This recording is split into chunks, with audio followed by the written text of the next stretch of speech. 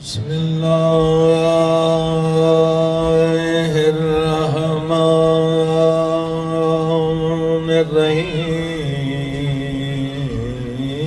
الرحيم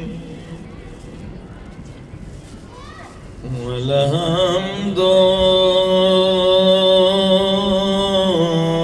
لله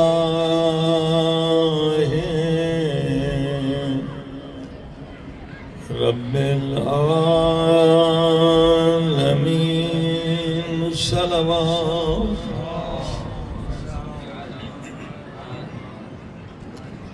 والحمد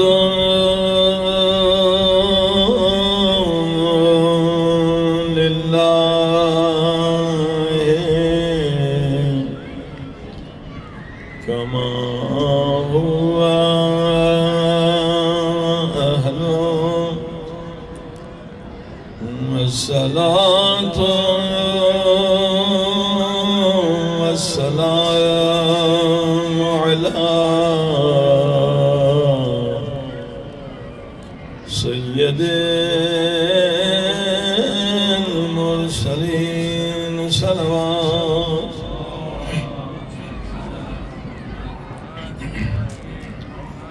وشفيع المذنبين وخاتم النبيين وبالقاسم محمد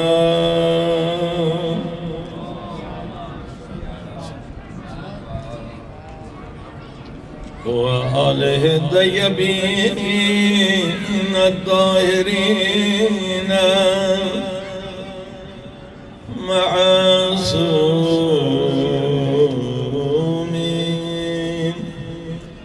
ज़माने के इमाम के ज़हूर के लिए दुआ करें कि दुनिया से सारे फितने ख़त्म हो जाएं, सारे ज़ालिमीन ख़त्म हो जाएं और दुनिया अमन का गहवारा बन जाए।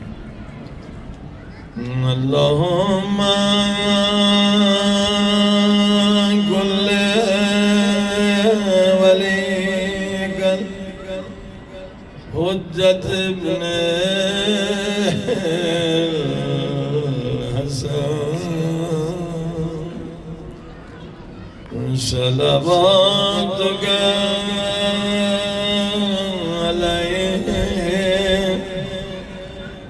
وعلى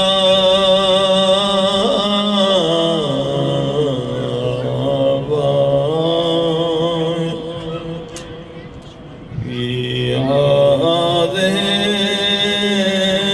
الساعة وفي كل ساعة وليا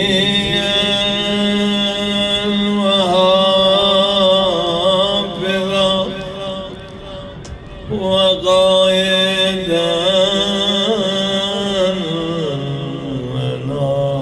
وناصرا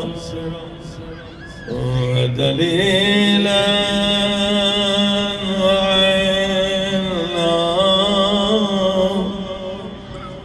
حتى تسكنه أرضك طاع وتمتعه فيها طويلا برحمتك يا أرحم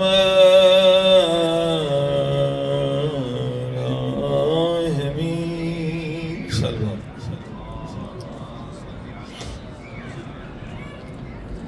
أما بعد فقد قال الله تبارك وتعالى في كتابه المجيد بسم الله الرحمن الرحيم إن الذين قالوا ربنا الله ثم استقاموا ولا خوف علیہم ولا هم یحزنون. سلوہ.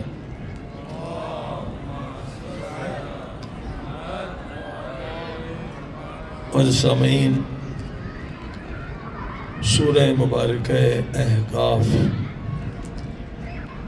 کی 13ویں آیت کریمہ میں اللہ پاک کا ارشاد ہو رہا ہے کہ جو لوگ کہتے ہیں کہ اللہ پاک ہمارا رب ہے، اور صرف زبان سے نہیں کہتے، یعنی پورے وجود سے استقامت کے ساتھ کہتے ہیں کہ اللہ ہمارا رب ہے. کیا پہچان ہے ان کی؟ جو پورے وجود سے ایمان سے کہتے ہیں. فرمایا فلا خوف علیہم، انہیں دنیا میں کوئی خوف نہیں ہوگا، ولا هم یحزنون، اور دنیا میں بلکہ آخرت، دنیا آخرت اللہ نے محدود نہیں کیا. ان لوگوں کو خوف نہیں ہوگا، نہ دنیا میں ہوگا، نہ آخرت میں ہوگا، نہ برزخ میں ہوگا، نہ قیامت میں ہوگا. جو استقامت کے ساتھ پورے وجود کے ساتھ خدا کی ذات پر ایمان و یقین رکھتے ہیں. صلوات پڑھیں محمد وآلہ.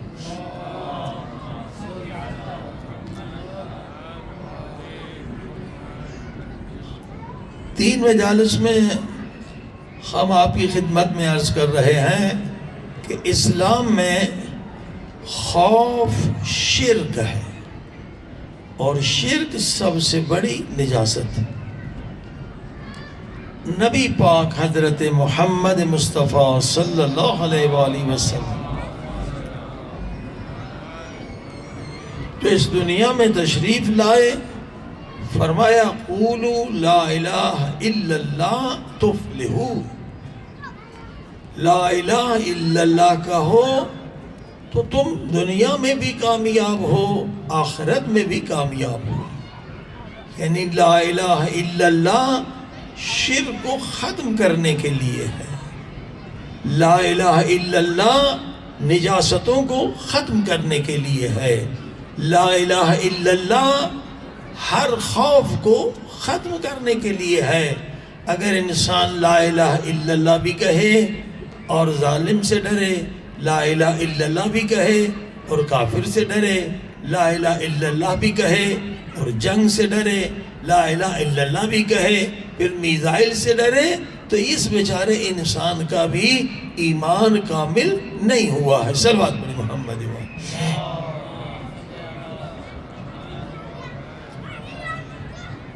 اور یہ قرآن اور اسلام کی عظمت آپ سن رہے ہیں کہ جس جس چیز کو اللہ پاک نے، شریعت نے، ہمارے پیارے پاک نبی نے حرام کہا ہے، نجس کہا ہے، پلید کہا ہے، اس میں دنیا کا بھی نقصان ہے، بدن کا بھی نقصان ہے، روح کا بھی نقصان ہے، اور آخرت کا بھی نقصان ہے. جیسے خوف، اللہ پاک کے سوا کسی سے ڈرنا، یہ شرک ہے، یہ نجس ہے. تو آج میڈیکل سائنس سے ثابت ہو چکا ہے کہ 53 بیماریاں خوف کی وجہ سے ایجاد پاتی ہیں. صلوات پڑھیں محمد و آل محمد.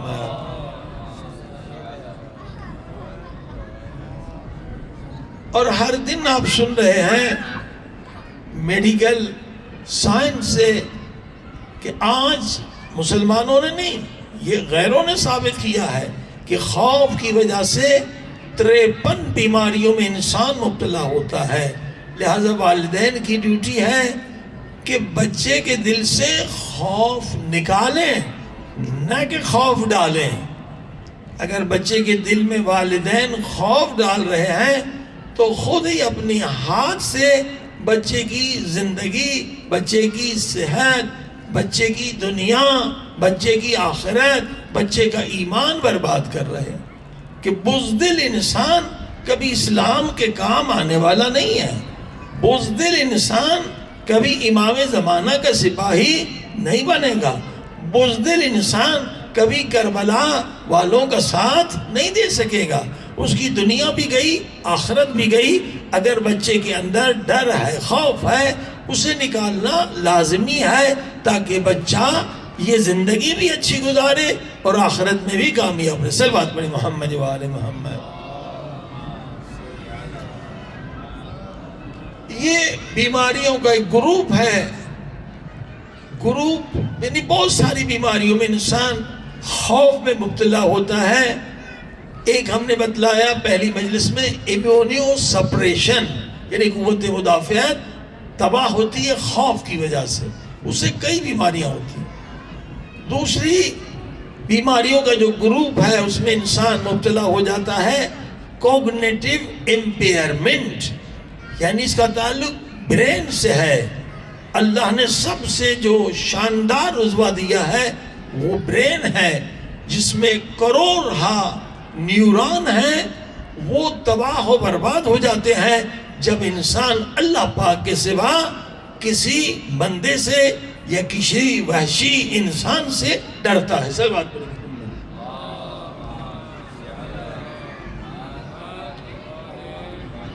اور کل آپ نے سنا ایتھروکلوروسس، یہ بیماریوں کا بھی گروپ ہے، اور یہ بھی خوف کی وجہ سے انسان مبتلا ہو جاتا ہے۔ کیا ہوتا ہے کہ جو آپ کی آرٹریز ہیں، رگیں ہیں، سکڑ جاتی ہیں تو پورے بدن پہ اس کا اثر ہوتا ہے، دل پر بھی ہارٹ اٹیک بھی ہو جاتی ہے، اور آپ کے کڈنیز میں بھی بہت نقصان ہوتا ہے، اور اس کی وجہ سے انسان ڈائبٹیز میں مبتلا ہو جاتا ہے خوف کی وجہ سے۔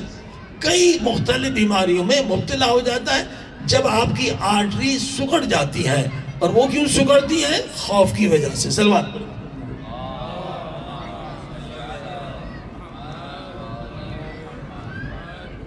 خوف کی وجہ سے ایک ہارمون جسے ہم ہر روز بتا رہے ہیں کہ اسٹریس ہارمون، ایکچولی میڈیکل میں اس کا نام ہے کورٹیسول ہارمون۔ کورٹیسول ہارمون کی وجہ سے کیا کیا نقصانات ہوتے ہیں، آج ایک مختصر آپ سن لیں اور احتیاط کریں۔ اگر خوف ہے، انشاءاللہ آج ہم پہلے بھی نسخے بتا چکے ہیں، خوف کو، ڈر کو نکالنے کے لیے یہی سورہ احقاف صبح بھی پڑھیں، شام بھی پڑھیں، خوف ختم ہو جائے گا۔ اللہ کے کچھ اسماء ہیں، ان کے پڑھنے سے خوف ختم ہو جاتا ہے۔ وہ کیا ہے؟ یا رحیم یا رعوف، یہ دو نام ملا کے یا تنہا یا رعوف بھی پڑھیں 1001 مرتبہ تو خوف آپ کا ختم ہو جائے گا۔ کچھ ایسی غذائیں ہیں جن کے کھانے سے خوف ختم ہوتا ہے، مثلا یہاں پر وہ غذا بہت موجود ہے جسے بہ کہتے ہیں۔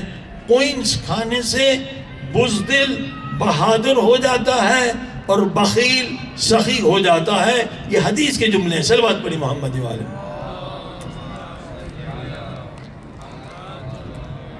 انڈیا پاکستان میں یہ نہیں ہے کوئنس، البتہ یورپ وغیرہ میں ہے کوئنس، انگلش میں ہے بے۔ حمل کے دوران اگر خاتون کھائے اس کے بہت فوائد ہیں، بچہ دلیر ہوگا، خوبصورت ہوگا، ذہین ہوگا۔ کوئنس یہاں پر ہر موسم میں ملتا ہے، اسے کھلائیں، جو بچہ بزدل ہوگا وہ بہادر ہو جائے گا۔ اکثر ہماری غذائیں صرف زبانی لذت کے لیے ہوتی ہیں، صحت کے لیے نہیں ہوتی کہ دماغ کو تو طاقت ملے، دل کو طاقت ملے۔ اسی لیے جو خصوصاً انڈیا پاکستان کی غذائیں ہیں اس کا آغاز ہی تلن سے ہوتا ہے، اور اسلامی طب میں تلن سختی سے منع ہے۔ صرف ایک چیز کی اجازت ہے، وہ ہے انڈا ہم تل سکتے ہیں زیتون کے تیل میں پیاز سے یا بیگن، باقی تمام تلن جو ہے یہ کئی بیماریوں کی وجہ بن جاتی ہے۔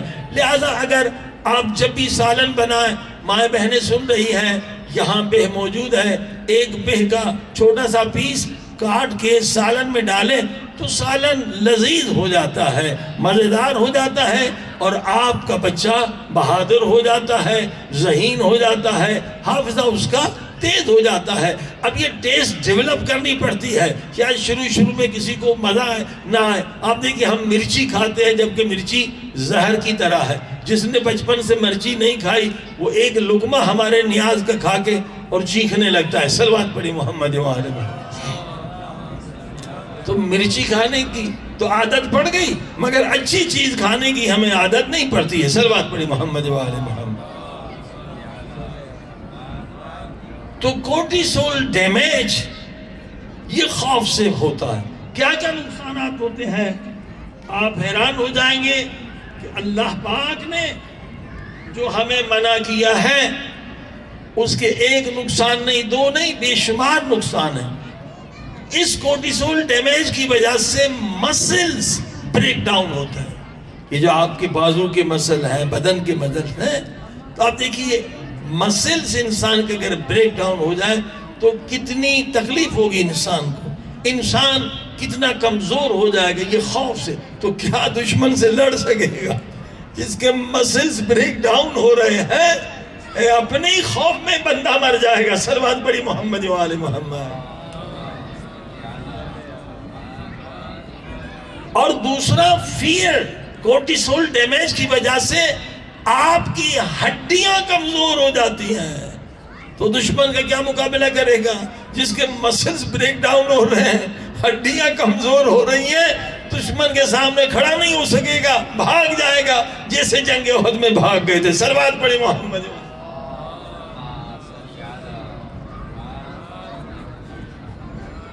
اور اس کے علاوہ اس فیئر کا نتیجہ انسان کو اچھی نیند بھی نہیں آتی ہے. لوگ گولیاں کھا کے سوتے ہیں، یہ ایک سبب کورٹیسول ڈیمیج کا ہے کہ نیند بھی انسان کو نہیں آتی. اور اس کے علاوہ بہت سارے بچے جو بچپن میں پیشاب اپنا روک نہیں سکتے، بستر میں بہہ جاتا ہے، اس کی وجہ بھی فیئر ہے. کبھی ماں باپ کے مارنے کا یا اس کا خوف، کبھی جن کا، کبھی بھوت کا.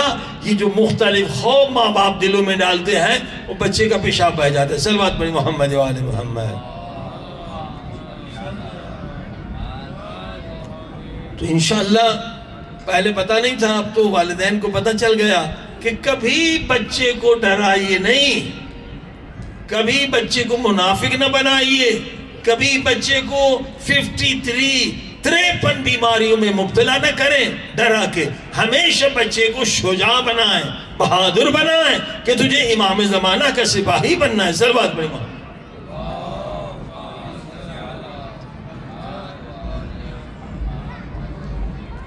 اب آئیے جو ہمارا اصل موضوع ہے اس کی طرف چلتے ہیں. صلوات پڑھی محمد.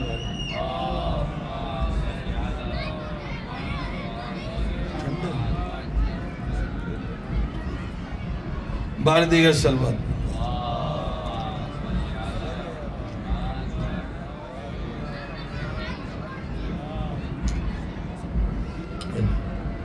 بار دیگر صلوات.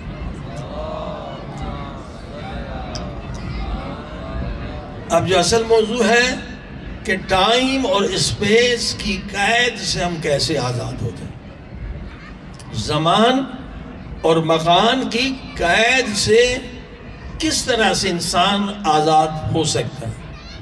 یقیناً قرآن و اہل بیت نے بتلایا کہ انسان کو اللہ نے یہ عظمت دی ہے، یہ طاقت دی ہے، یہ شرف دیا ہے کہ صرف انسان ٹائم اور اسپیس کی غلامی سے نکل سکتا، دوسری کوئی مخلوق نہیں نکل سکتی.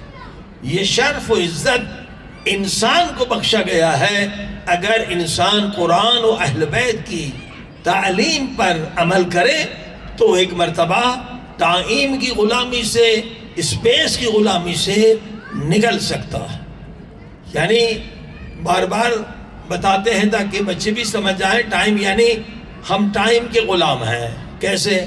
اس وقت ہم رات میں ہیں، نہ پیچھے جا سکتے ہیں نہ آگے جا سکتے، یہ ہے ٹائم کا قید.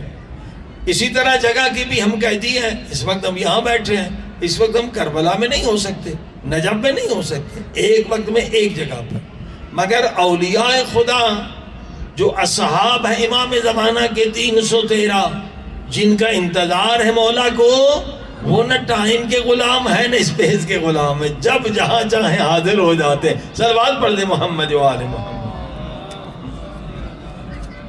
تو ہمیں اگر امام زمانہ کے 313 اصحاب میں شامل ہونے کا شوق ہے تو لازمی ہے کہ ہم بھی ٹائم اور اسپیس کی غلامی سے نکلیں. ٹائم اور اسپیس کی غلامی بدترین غلامی ہے، اور قرآن نے دلیل دے دی ہے.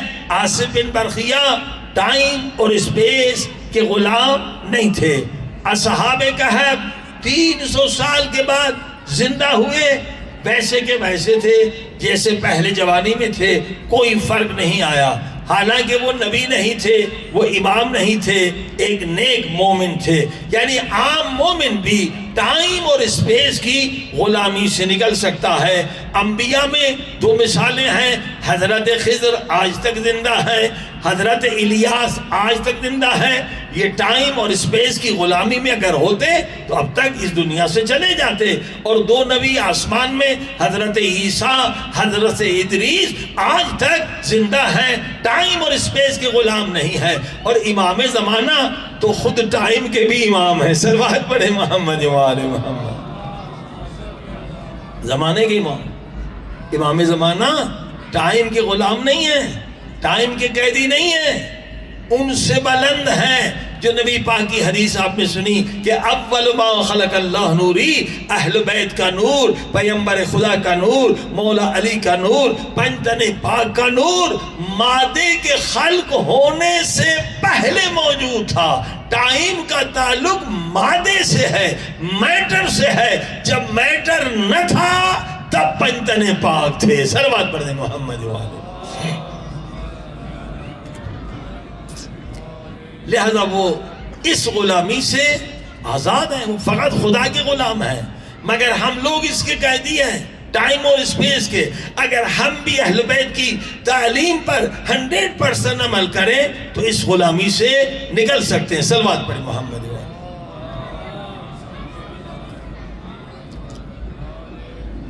اب اس میں جو سب سے اہم چیز ہے وہ طہارت ہے. لا یمسہ الا المطہر. قرآن میں ہی نسخے ہیں کہ ٹائم اور اسپیس کی غلامی سے کیسے نکلو. قرآن ہی کی آیتیں ہیں، قرآن ہی میں اللہ کے ایسے اسما ہیں جن کی وجہ سے ہم ٹائم اسپیس کی غلامی سے نکل سکتے ہیں. مگر قرآن نے شرط رکھی ہے، لا یمسہ الا المطہرون.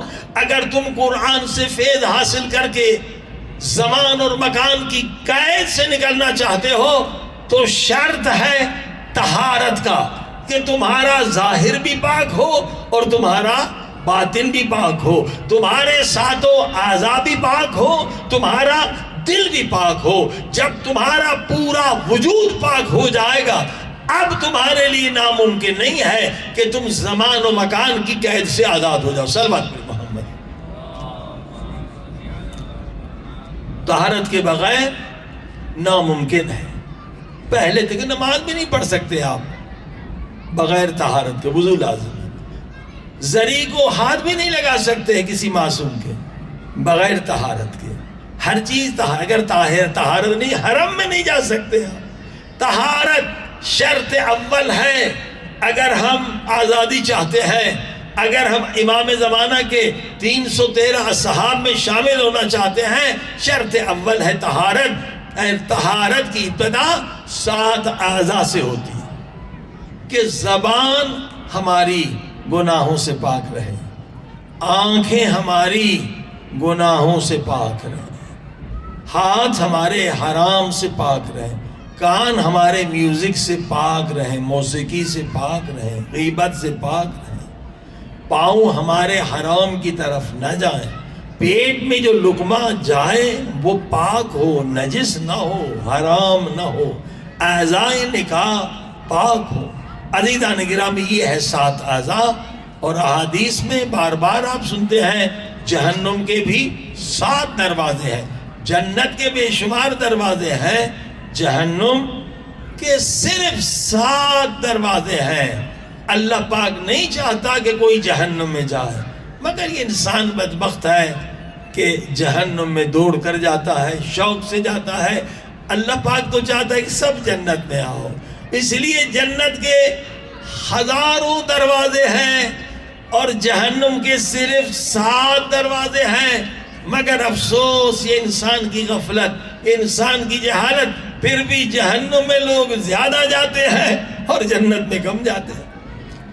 جب اللہ پاک نے جہنم کو خلق کیا تو جبریل نے کہا کون بے وقوف ہوگا، کون بدبخت ہوگا، ایسی بدترین، ایسی آتش سے بھری ہوئی، عذاب سے بھری ہوئی جگہ پہ آئے گا۔ اللہ پاک نے کہا جبریل تو نے جلد فیصلہ کیا، ذرا جہنم کی طرف آنے والے راستے کو بھی دیکھ لیں۔ اب جب راستے کو دیکھا تو شیطان نے ساری لذتیں حرام کی جہنم والے راستے پہ بچھا رکھی ہیں، جتنی حرام لذتیں ہیں وہ سب اسی پر ہے، دنیا داری اسی راستے پہ، پیسے کی محبت اسی پہ، شہرت اسی پہ، حکومت اسی پہ، بدارت اسی پہ، ہاں جی جتنی لذتیں ہیں اور جتنے دنیاوی چیزیں ہیں وہ شیطان نے سجا رکھی ہیں جہنم والے راستے پر۔ اور جب اللہ نے جنت کو بنایا تو جبریل نے پھر کہا کہ کون بے وقوف ہوگا جو جنت میں نہ آنا چاہے، اتنی نعمت ہے۔ پھر اللہ نے کہا کہ جبریل تو نے جلد فیصلہ کر دیا، ذرا راستے کو تو دیکھ۔ دیکھا جنت والا جو راستہ ہے بڑا سخت ہے، روزہ رکھنا پڑے گا، بھوک پیاس ہے، جہاد کرنا پڑے گا، اللہ کی راہ میں زخمی ہونا پڑے گا، اللہ کی راہ میں بچے قربان کرنے پڑیں گے، اللہ کی راہ میں کبھی آنکھ کی قربانی، کبھی ہاتھ کی قربانی، کبھی جان کی قربانی۔ تو ہاں اب جبریل نے کہا ہاں کچھ بیچارے نادان ہوں گے، ظاہری مختصر تکالیف کو دے کر جنت سے رک جائیں گے۔ صلوات پڑھ دے محمد وآلہ۔ تو عزیزو ساتوں اعضاء کی طہارت سب سے ضروری ہے۔ آج جو سب سے مشکل طہارت ہے وہ ہے آنکھ کی طہارت،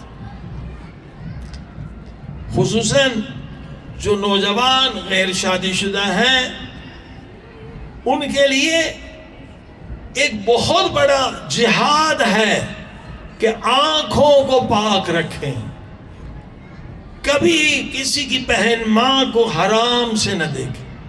آنکھوں کی طہارت سب سے اہم ہے آج کے زمانے میں۔ مولا علی علیہ السلام نے اس زمانے میں کہا تھا جس زمانے میں انٹرنیٹ نہیں تھا، جس زمانے میں برہنگی نہیں تھی، جس زمانے میں یہ ڈش نہیں تھا، جس زمانے میں ہزاروں چینل بے غیرتی بے حیائی کے نہیں تھے، اس وقت مولا نے کہا اعظم فتنہ، سب سے کائنات میں سب سے بڑا فتنہ شہوت کا فتنہ ہے۔ سارے فتنے ایک طرف، مولا علی کہہ رہے ہیں، باب العلم کہہ رہے ہیں، اے ماں باپ بیدار ہو جاؤ مولا کے اس جملے سے۔ اعظم فتنہ مولا نے نام رکھا ہے، کائنات میں جو سب سے بڑا فتنہ ہے وہ شہوت کا فتنہ ہے۔ اگر تم نے اپنے بچوں کے لیے حلال شہوت کا بندوبست نہ کیا تو تمہارا بچہ بچی برباد ہو جائیں گے، دنیا بھی جائے گی، آخرت بھی جائے گی، ممکن ہے گناہ میں مبتلا ہو کر ایڈز کی بیماری میں مبتلا ہو جائے، ممکن ہے کسی اور خطرناک بیماری میں مبتلا ہو جائے۔ اعظم فتنہ۔ اب دیکھیے ایران میں بھی تھا اور بہت سارے ملکوں میں آج بھی ہے کہ زانی کی سزا سب سے زیادہ سخت ہے، سنگسار کرو۔ یہاں شروع میں انقلاب کے بعد ایک گنہگار کو سنگسار کیا گیا۔ جن لوگوں نے وہ منظر دیکھا کہ ہم کئی راتوں تک سو نہیں سکے، اتنی سخت سزا ہے کیونکہ اللہ سب سے زیادہ غیور ہے، خدا سے بڑھ کر کوئی غیور نہیں ہے۔ سخت ترین سزا زنا کی، یعنی پتھر مار مار کے کسی کو ختم کرنا بھیانک سزا ہے، بدترین سزا ہے۔ اب پتہ بھی ہے زانی کو یہ سزا ملے گی، جن ملکوں میں یہ سزا ہے، پھر بھی 5 منٹ کی لذت کے لیے وہی گناہ میں مبتلا ہو جاتا ہے۔ اسی لیے مولا نے کہا اعظم فتنہ، یہ فتنہ اتنا بڑا ہے، اس سے بڑھ کر کوئی فتنہ نہیں ہے۔ انسان کی عقل بہ جاتی ہے کہ مجھے سنسار کیا جائے گا، اور یہ تو دنیا میں سنسار ہے، مرنے کے بعد حدیث میں کہ 300 عذاب اس کی قبر میں نازل ہوں، 300 عذاب۔ ایک دروازے سے سانپ آئیں گے، ایک دروازے سے بچھو آئیں گے، ایک بچھو کو ہم برداشت نہیں کر سکتے۔ تو یہ انسان کیوں اس میں مبتلا ہو رہا ہے؟ کیونکہ حلال لذت نہیں اس کے پاس، اعظم فتنے میں مبتلا ہو جاتا ہے۔ جیسے والدین پر واجب ہے کہ فوراً بچوں کی شادی کر دیں۔ جتنی دیر آپ کریں گے، جو بھی گناہ آپ کے بچے کریں گے وہ والدین کے اعمال میں لکھے جاتے ہیں۔ حدیث ہے، والدین جہنم میں جائیں گے۔ آج بہانے بناتے ہیں، بچہ کماتا نہیں، یہ نہیں کرتا، وہ نہیں کرتا۔ خدا نے اس بہانے کا جواب قرآن میں دیا، ان یکونوا فقراء یغنہم اللہ من فضل۔ اگر تم فقیر ہو تو اللہ پہ یقین رکھو، شادی کے بعد اللہ تجھے غنی کر دے گا، امیر کر دے گا۔ صلوات پڑھ دے محمد وآلہ۔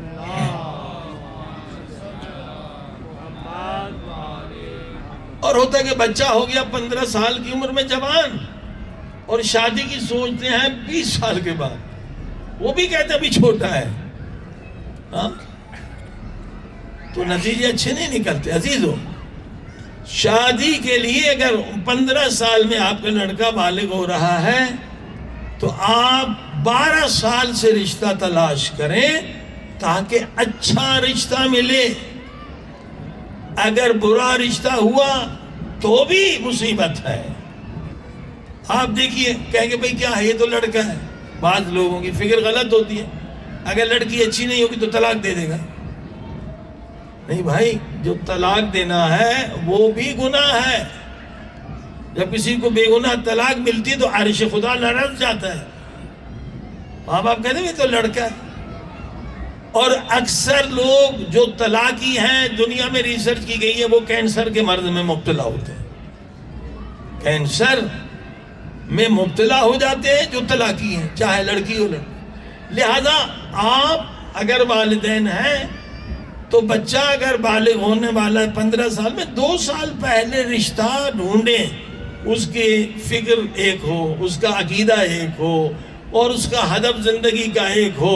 جب لڑکی لڑکوں کا ہدف ایک ہو، اور اگر ان کا ہدف ہو کہ ہم ایسے بچے لائیں گے جو امام زمانہ کے اصحاب بنیں گے، جو 313 میں شامل ہو جائیں گے، تو یقین جانیے پھر ان میں کبھی لڑائی نہیں ہوگی، کبھی فتنے نہیں ہوں گے۔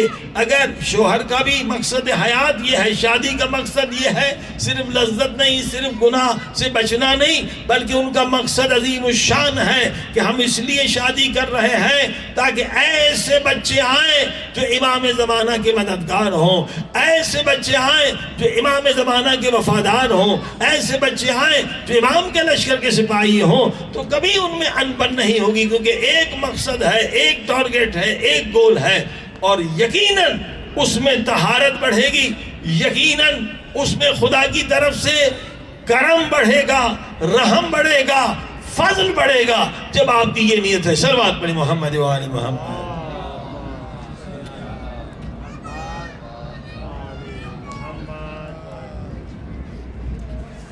بارے دیگر سرکار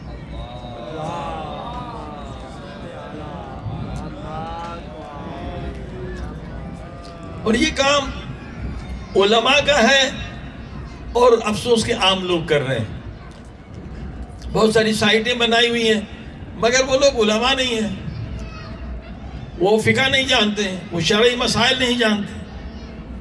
یہ جو شادی کرانے کی بہت ساری سائٹس ہیں، یہ علماء کو شروع کرنی چاہیے، قوم سے شروع کرنی چاہیے، تاکہ علماء امین ہیں۔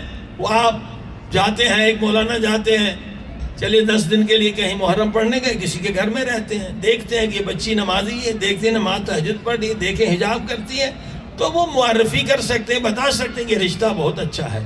لہذا یہ علماء کا کام ہے کہ علماء نہیں کر رہے ہیں کہ علماء سائٹ بنائیں، اور جتنا جلد شادی ہوگی اس قدر جوان گناہوں سے بچیں گے۔ صلوات پڑھی محمد و آل محمد۔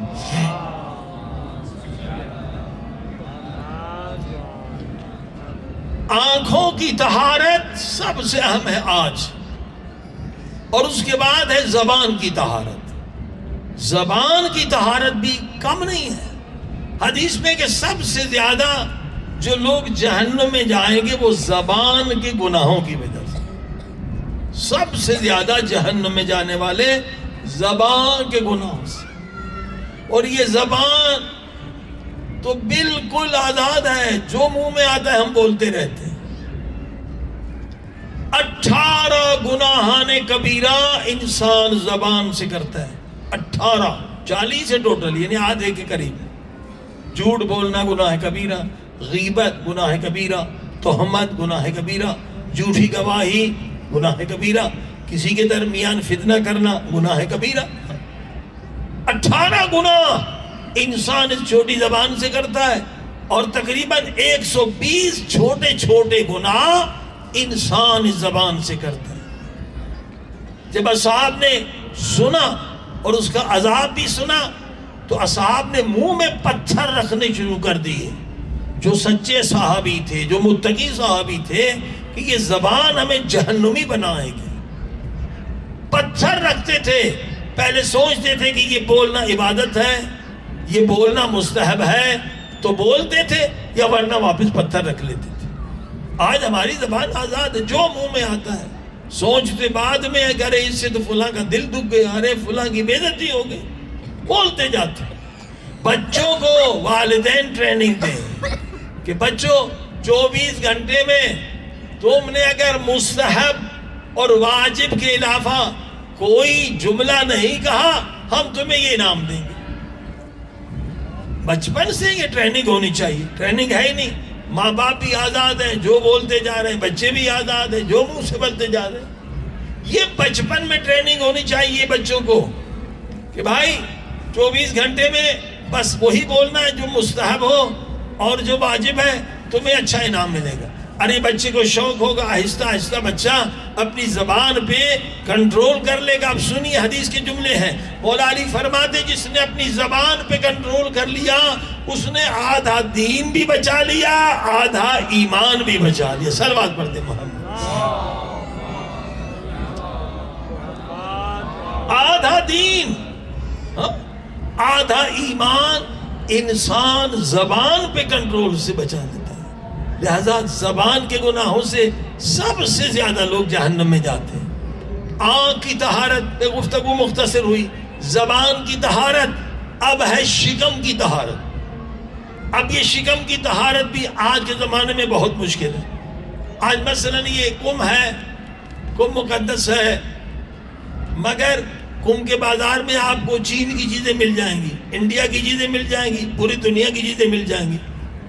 یعنی یہ بازار اب کم کا نہیں رہا، پوری دنیا کا بازار ہے، اور جو ہم دیکھتے نہیں کھاتے جا رہے ہیں۔ اور الحمدللہ ایران نے تو میزائل بنائے اور میزائلوں سے خوب اسرائیل کو مارا ہے، مگر اسرائیل کے چھپے ہوئے میزائل ہیں۔ دنیا کی غذا پہ اسرائیل کا کنٹرول ہے، یہ لوگوں کو پتہ ہی نہیں ہے، کیونکہ یہودی کنیکٹڈ ہیں۔ دنیا میں جتنے 13-14 کروڑ یہودی آپس میں لنک ہے، مسلمانوں کی طرح الگ الگ نہیں ہیں، آپس میں متحد ہیں کہ غذا پہ کنٹرول کرو۔ اگر نوجوانوں کو بگاڑنا ہے، مسلمانوں کو بگاڑنا ہے، انہیں بے ایمان بنانا ہے، ان کو حرام کھلاؤ، حرام کھلاؤ۔ یہ انہی کی سازش سے ای فارمولہ بنائے گئے، اور ای فارمولہ کی تعداد تقریباً 1000 ہے۔ اب کس کو پتا کون سا حلال ہے کون سا حرام ہے؟ یہ ساری ان کا نیٹ ورک ہے۔ اس وقت یہاں کم کا بازار ہے، ایرانی اسلامی ملک ہے، مگر پورا بازار میں آپ کو حرام چیزیں ملیں گی۔ D3 یہ سور کے بال سے بنتا ہے، یہاں کے دودھ میں آپ کو ملے گا۔ حالانکہ یورپ میں بھی یہ اجازت نہیں ہے، امریکہ اور کینیڈا میں D3 دودھ میں ڈالتے۔ یہ ان کے میزائل ہیں۔ یہ جو آپ نے دیکھا کہ جنگ سے پہلے یا خشخاش گر جو لوگوں نے ہنگامے کیے، اور اتنے لوگ جنگ میں شہید نہیں ہوئے، جس نے ہنگاموں میں شہید ہوئے. یہ کون تھے؟ یہیں کے بچے تھے. وہ کیسے ایسے بے غیرت ہو گئے کہ اپنی قوم کو مار رہے ہیں, اپنے لوگوں کو مار رہے ہیں, اپنے فوجیوں کو مار رہے ہیں. یہ حرام کا نتیجہ, اتنا حرام بھرا ہوا ہے. تو جو فرمائی یہ یہودیوں کی سازش, حرام کھلاؤ حرام کھلاؤ تاکہ ان کے بچے بگڑ جائیں, اور ایسی ایسی غذائیں انہوں نے بنائی ہیں تاکہ مسلمان کے بچے ہی پیدا نہ ہوں, یہ صاحب اولاد ہی نہ ہو. پوری دنیا کے کھانے پینے پہ یہودیوں کا کنٹرول ہے. حتیٰ کہ آپ دیکھیں پاکستان ہے, پاکستان میں بھی یہودیہ کمپنیاں دیکھیں کس قدر طاقتور ہیں, کس قدر مارکیٹنگ ان کے پاس. چھوٹے چھوٹے گاؤں میں آپ کو یہودی پروڈکٹس پورے پاکستان میں مل جائیں گے. ہم پورے پاکستان جاتے تھے, حیرت ہوتی تھی. مارکیٹنگ پورے پاکستان کی یہودیوں کے ہاتھ میں. لیور اینڈ برادر یہودی ہے, یہ جتنے آپ صابن استعمال کرتے ہیں یہودی ہے, منرل واٹر پیتے ہیں وہ یہودیوں کے. پوری دنیا, پاکستان اسلامی ملک ہے, یہودی تو شاید چند ہزار ہوں گے مگر غذا پہ ان کا کنٹرول ہے. اسلام کا مرکز ہے ایران, ہر نماز کے بعد مردہ آباد اسرائیل, مگر اسرائیل نے پورا بازار حرام سے بھر دیا تاکہ ان کے جوانوں کو گمراہ کرے. آج پیٹ کی طہارت سب سے بڑی مشکل بات ہے, بہت مشکل ہے, اور پیٹ کی طہارت بہت اہم ہے. غذا سے تو خون بنتا ہے نا, خون ہی تو پورے بدن میں انرجی دیتا ہے. اگر خون ہی خراب ہو جائے, غذا حرام سے بنے, تو اس کے کیا اثرات ہو. اب ایک واقعہ سنیے, صلوات پڑھیں محمد و آل محمد. غذا کی اہمیت پر, جیسے اس دن آپ نے سنا سید عبد الکریم, وہ خوش نصیب انسان تھے, ہر ہفتے امام زمانہ ان کی دکان پہ آتے تھے, وہ زیارت کرتے تھے. اسی طرح سے ایک اور شخصیت ہے جن کا نام ہے چراغی, آغا چراغی. انہوں نے بھی اتنی محنت کی, اتنی ریاضت کی. دیکھیں امام کی زیارت میں کامیاب ہونا بالکل اتنی محنت کی ضرورت ہوتی ہے جیسے انسان اسپیس اور ٹائم کے قید سے نکلے. جتنی ریاضت, جتنی محنت اس میں کرنی ہوتی ہے, اتنی محنت امام زمانہ کی زیارت میں ہوتی ہے. دونوں کا طریقہ وہی ہے. اگر آپ ٹائم اور اسپیس کی غلامی سے نکلنا, جو ریاضتیں, جو عبادتیں, جو آپ کو نسخے ملیں گے, وہی نسخے امام زمانہ کی زیارت کے لیے بھی ہے. صلوات پڑھی محمد و آل. علی ابن مہدیار نے 12 سال ریاضت کی, 12 سال, تاکہ مولا امام زمانہ کی زیارت ہو جائے. 12 سال محنت کی. کسی کو 12 سال لگتے ہیں, کسی کو 5 سال لگتے ہیں. یہ آغا چراغی کامیاب ہو گئے کتنے سالوں کی محنت کے بعد کہ امام زمانہ کی سے ہر ہفتے زیارت ہوتی تھی. اور یہ ایک بہت بڑا مقام ہے. یہ بالکل ایسا ہی ہے ٹائم اور اسپیس کی غلامی سے آزاد ہونا, اس کے برابر ہے. مگر اچانک امام پاک کی زیارت سے محروم ہو گئے. ایک مرتبہ بھی جو امام کو دیکھ لے نا, تو وہ ایسا عاشق ہو جاتا ہے کہ پھر وہ کسی چیز میں اس کا عشق نہیں لگتا, دل نہیں لگتا, کہ نور خدا ہے, حجت خدا ہے. اب یہ روتا رہتا تھا کہ مجھ سے اگر خطا کیا ہو گئی, 1 سال ہو گیا میں امام زمانہ کی زیارت سے محروم. بہت گریہ کیا, بڑے اعمال کی, علماء سے پوچھا, ادھر گیا ادھر گیا. آخر ایک عمل مل گیا اس سے کہ تمہیں خواب میں فرشتہ بتائے گا, اگر یہ عمل کرو گے خواب میں فرشتہ بتائے گا کہ کس گناہ کی وجہ سے, کس غلطی کی وجہ سے آپ امام زمانہ کی زیارت سے محروم. اس بیچارے نے وہ عمل کیا, آخر اس کے خواب میں فرشتہ آ گیا. فرشتے نے فرمایا تو ایک مہمانی پہ گیا تھا, کسی کا مہمان بنا تھا, اور وہاں جو تو نے غذا کھائی وہ غذا حرام تھی. جو غذا حرام کھائے اس پر امام زمانہ کی زیارت بھی حرام ہے. اب بتائیے یہ 1000 ہی فارمولہ کس کو پتا ہے کہ کون سے حرام ہے کون سے پاک ہے. اور جب ان کمپنیوں سے پوچھتے ہیں کہ یہ فارمولہ کا سوس ویجیٹیبل ہے, سبزی ہے, یا میٹ ہے, گوشت ہے, وہ کہتے ہیں جو بھی سستا ہو, سستا تو وہاں خوزہ ہو, یہ سور ہے, سور کی چربی وہاں سستی ہے. لہذا آپ دیکھیے ایک غذا کی وجہ سے جو 12 سال کی محنت یا 10 سال کی محنت تھی کہ امام پاک کی خدمت میں پہنچتا تھا, اس سے محروم ہو گئے. ہم تو سوچتے بھی نہیں ہیں کہ کیا کھا رہے ہیں. قرآن کرے فَلْيَنْظُرُ الْإِنسَانُ إِلَىٰ طَعَامِهِ، اے انسان تو انسان ہے، حیوان نہیں ہے کہ جو بھی ملے کھا لے. پہلے دیکھ کیا کھا رہا ہے، حلال کھا رہا ہے، حرام کھا رہا ہے، پاک کھا رہا ہے، نجس کھا رہا ہے. قیامت قبر میں 4 سوال ایسے ہوں گے کہ اکثر لوگ اس میں گرفتار ہو جائیں گے. پہلا سوال ہوگا عمر کیسے گزاری ہے، سارے گناہ سامنے آ جائیں. دوسرا سوال ہوگا جوانی کیسے گزاری ہے، کہ جوانی میں انسان گناہوں میں مبتلا ہوتا ہے. اعظم فتنے کی وجہ سے ابھی آپ نے سنا سب سے بڑا فتنہ شہوت کا فتنہ ہے. جوانی کیسے گزاری ہے، اس میں لوگ گرفتار ہو جائیں گے. تیسرا سوال رزق کیسے کمایا ہے اور رزق کیا کھایا ہے. یہ 4 سوال.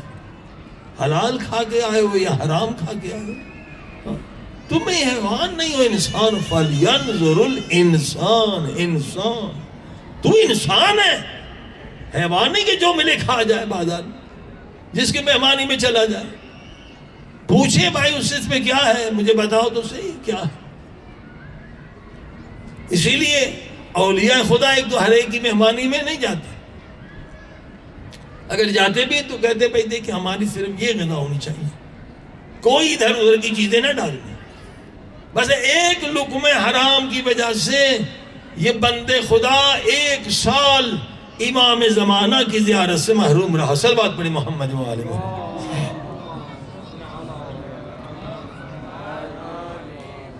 تو عزیزو پیٹ کی طہارت بہت اہم ہے. پیٹ کی طہارت آج کے زمانے میں، اور مولا علی کا جملہ بھی ہے کہ آخری زمانے میں جو سب سے بڑا جہاد ہوگا وہ ہے رزق حلال کمانا اور رزق حلال کھانا. آج مشکل یہی ہے، رزق حلال کمانا بھی آسان نہیں ہے. یہ آج کا سب سے بڑا جہاد ہے.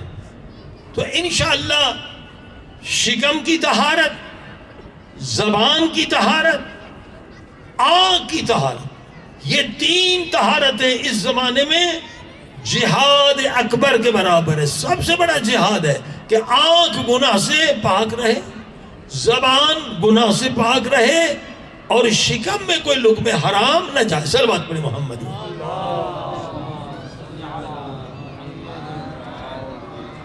اس کے بعد آسان ہے کہ آپ دائم الوضو رہیں، ہمیشہ وضو سے رہیں، اور دائم الذکر، ہمیشہ آپ اللہ کے ذکر میں مشغول رہیں. یہ ممکن ہے، لیکن اگر ساتوں اعضاء پاک نہیں ہے تو ہم چاہیں گے بھی تو اللہ کا ذکر نہیں کر پائیں گے، غافل رہیں گے.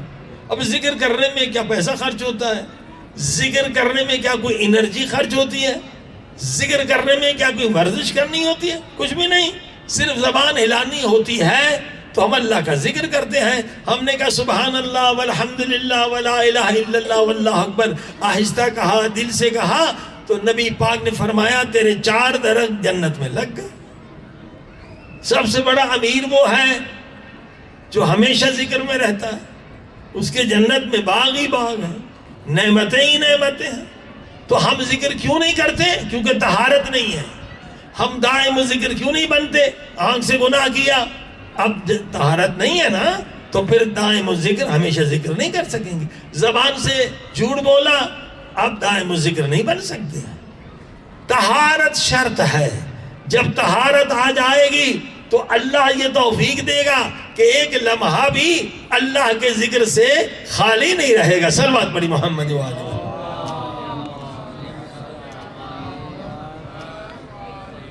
اور کل پرسوں ہم نے بتایا تھا کہ دائم الذکر کیسے پتا چلے ہم دائم الذکر صحیح ہیں.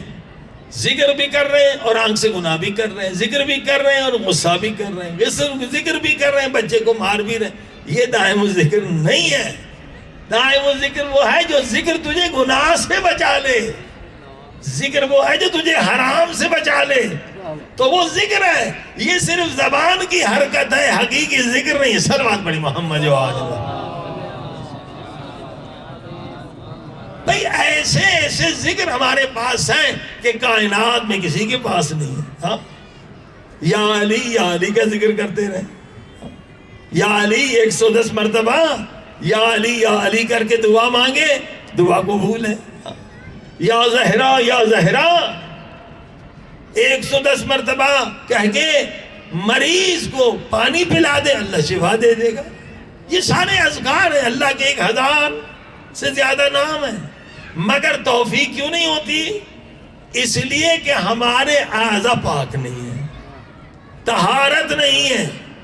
تو اگر طہارت ہو تو ہم دائم الذکر بنیں گے. اب دائم الذکر کیا ہے کہ دائم الذکر اگر بن گئے تو گناہ سے ہم بچیں گے. صرف گناہ سے نہیں، کل آپ نے سنا کہ جو دائم الذکر ہے جب وہ خطا کرنا بھی چاہے تو خدا اسے خطا سے بچاتا ہے. صلوات پڑھیں محمد وآلہ. گناہ تو بڑی بات ہے، وہ خطا بھی نہیں کرتا، اس ذکر کی وجہ سے خدا اسے بچا لیتا. یہ دوسری شرط ہے. دائم جب ذکر کے ہو جائیں گے ہم گناہ نہیں کریں گے، خطا بھی نہیں کریں گے. اب آئیے چوتھی صفت دائم الذکر کی. چوتھی صفت کیا ہے؟ جب آپ ذکر کریں گے تو لذت میں ڈوب جائیں گے. بھئی ذکر تو کر رہے ہیں مگر لذت کوئی نہیں مل رہی. تو یہ زبانی ذکر ہے، حقیقی ذکر نہیں ہے. ایک ذکر ہے زبانی، کچھ سمجھ ہی نہیں رہے، پڑھتے جا رہے ہیں، عربی میں پڑھتے جا رہے ہیں، کچھ پتہ ہی نہیں کیا کہہ رہے. کہہ رہے لا الہ الا انت سبحانک انی کنت من الظالمین 700 مرتبہ پڑھ رہے ہیں، سمجھ میں کچھ نہیں آیا. ثواب تو ملے گا مگر وہ چیز نہیں ملے گی جو آپ چاہتے ہیں کہ زمان اور مکان کی قید سے آزاد ہو کر امام زمانہ کی خدمت میں پہنچے. صلوات پڑھیں محمد. 1000 مرتبہ کہہ رہے لا الہ الا انت سبحانک انی کنت من الظالمین. آیت کریمہ حضرت یونس کا ذکر کر رہے ہیں، سمجھ میں کچھ نہیں آ رہا ہے. ثواب ملے گا، جنت میں درخت بھی ملیں گے مگر امام زمانہ کی زیارت نہیں ملے گی کیونکہ سمجھ ہی نہیں رہے کیا کہہ رہے.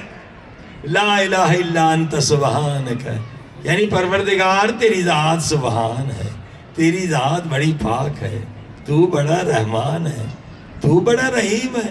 انی کنت من الظالمین. کم سے کم ایک گناہ اپنا یاد کریں، آنکھ کا، زبان کا، ہاتھ کا. پروردگار میں ظالم ہوں، میں نے گناہ کیا، میں نے نمک حرامی کی، میں نے تیرا نمک کھایا، تو نے طاقت دی اور پھر تیری دربار میں گناہ کیا. اب پتہ چلے گا کہ یہ ذکر صرف زبان سے نہیں، یہ دل سے بھی کر رہا ہے. صلوات پڑھ دے محمد. سمجھ رہا ہے؟ جب دل سے ذکر کرے گا گناہ مٹتے چلے جائیں گے. پھر کہے گا تیری ذات سبحان ہے، تو بڑا رحمان ہے، میں تیرا حقیر بندہ، ذلیل بندہ، میں نے یہ گناہ کیا، انی کنت من الظالمین. اے خدا یہ میرا گناہ بخش دے. اب گناہ بخشواتا چلا جائے گا. اب یہ ذکر ہے قلبی. یہ ذکر کیا ہے؟ قلبی. لیکن اس سے بھی بلند ایک ذکر ہے، ذکر انفسی. ذکر انفسی پر جب پہنچیں گے تو پورا بدن لذت میں ڈوب جائے گا. صلوات پڑھیں محمد.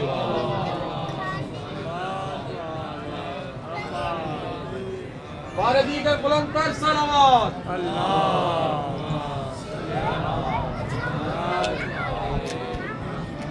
امام زمانہ کی زیارت اگر چاہتے ہیں تو ذکر قلبی سے نہیں ملے گی، ذکر انفسی سے ملے گی. اگر زمان مکان کی قید سے آزاد ہونا ہے تو ذکر انفسی کرنا. یہ قرآن کی آیت ہے، وَاذْكُرْ رَبَّكَ فِي نَفْسِكَ. ذکر کر انفسی. انفسی ذکر کیا ہے؟ تیرے وجود کا ذرہ ذرہ اللہ کا ذکر کرے. تیرے وجود کا ذرہ ذرہ اللہ کا ذکر کرے. تیرے وجود کا ہر سیل اللہ کا ذکر کرے. تیرے وجود کا ہر ٹشو اللہ کا ذکر کرے. اگر یا حسین کا ذکر کرے تو صرف تو زبان سے یا حسین نہ کہے، تیرا وجود سارا یا حسین کہے. اگر تو یا علی کہے تو صرف زبان سے یا علی نہ کہے، پورے وجود سے یا علی کہے. یہ ذکر انفسی ہے. یہ اگر آج ہم سیکھ گئے تو یقیناً یہ بہت بڑی کامیابی ہے. اور انشاءاللہ پھر دعا بھی مانگی جب آنکھوں میں آنسو کہ پروردگار مجھے ذکر زبانی کی بھی توفیق دے، ذکر قلبی کی بھی توفیق دے، اور ذکر انفسی کی بھی توفیق دے، تاکہ مرنے سے پہلے میں فرزند زہرا امام زمانہ کی زیارت کر سکوں۔ صلوات پڑھے محمد جو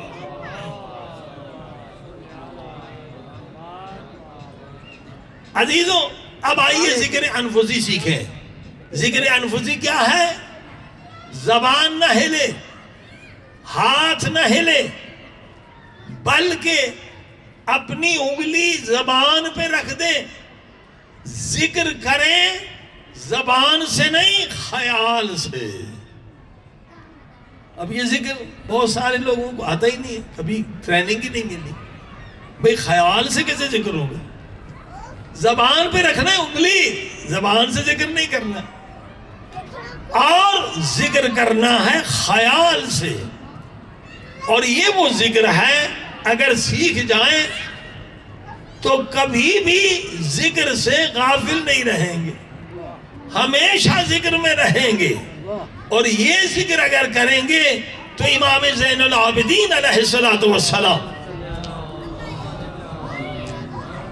کا یہ جملہ سمجھ میں آئے گا کہ اللہ پاک نے جو لذت ذکر میں رکھی ہے، اللہ پاک نے جو لذت عبادت میں رکھی ہے، وہ کائنات کی کسی چیز میں نہیں رکھی، مگر وہ لذت گنہگار پہ حرام ہے۔ یعنی طہارت لازمی ہے ساتوں آزاد، اتنی بڑی لذت ہے۔ عزیز آپ دیکھیے، یہ ذکر دوام، یعنی ایک لمحے کے لیے بھی آپ ذکر سے غافل نہ رہیں، یہ اس وقت ممکن ہے جب ذکر انفسی ہو۔ لذت کا ملنا تب ہے جب ذکر انفسی ہو۔ زبان سوئے، انگلی رکھنا ہے، زبان نہیں لے گی، مگر پورے وجود سے ذکر کی آواز سنیں گے۔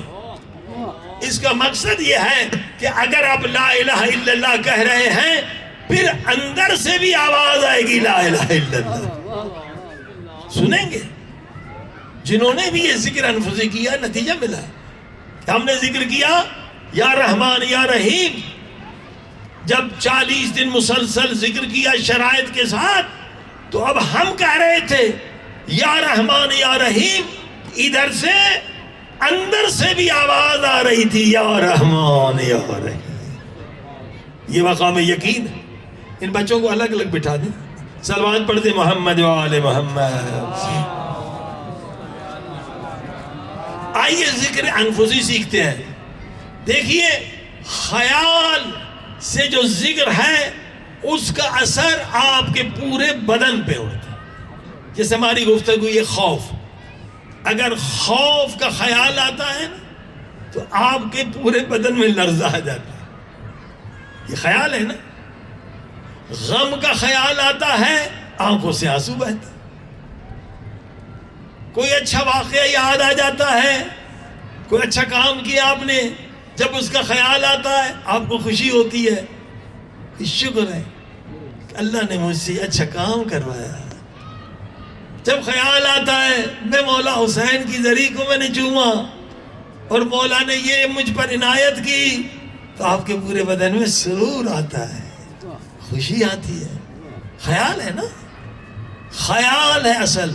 خیال کا اثر تمام اعضاء پر پڑتا ہے، آنکھ پر بھی کہ آنسو آ جاتے ہیں، ایک ایک بدن کے حصے پر آپ کے خیال کے اثرات آتے ہیں۔